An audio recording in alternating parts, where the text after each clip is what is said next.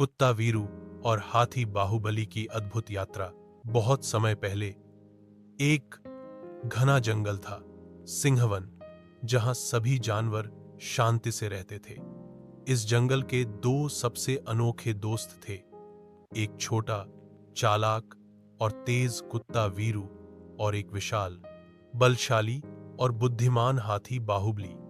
उनका जोड़ी सबको अजीब लगती थी, पर उनकी दोस्ती बेमिसाल थी। वीरू एक गांव से भटककर जंगल आ गया था।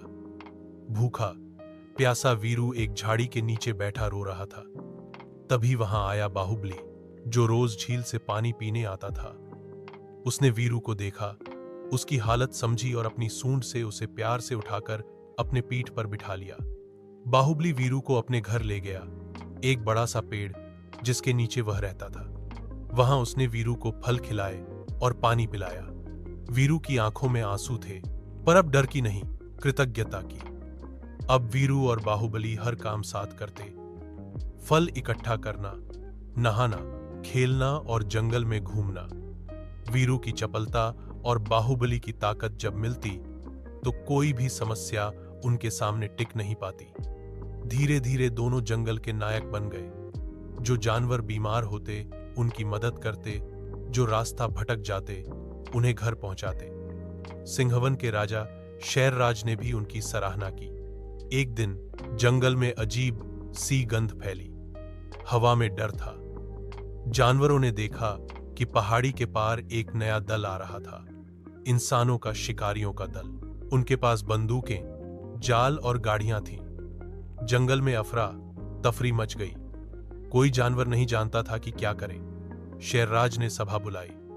हमें किसी की जरूरत है जो इन शिकारियों की चाल समझे और हमें बचाए।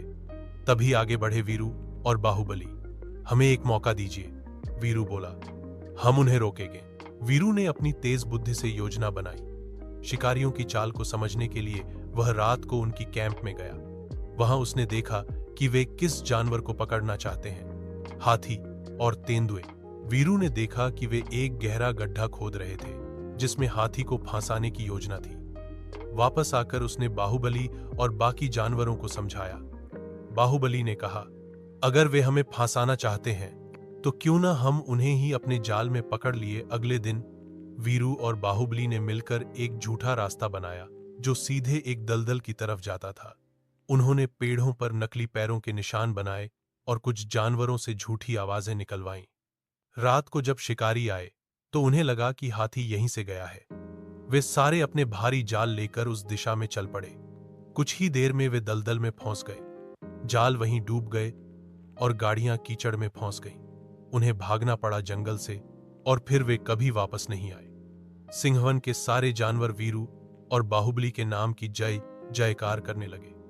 शेरराज ने उन्हें सिंहवन के रक्षक की उपाधि दी और एक बड़ा उत्सव मनाया गया। वीरू को जंगल का पहला आदरणीय नागरिक घोषित किया गया और बाहुबली को नया सलाहकार नियुक्त किया गया। एक रात चांदनी में बैठकर वीरू ने बाहुबली से कहा, अगर उस दिन तू मुझे वहां न उठाता तो शायद मैं आज जिंदा भी न होता। बाहुबली मुस्कुराया, और अगर तू न होता तो आज हमारा जंग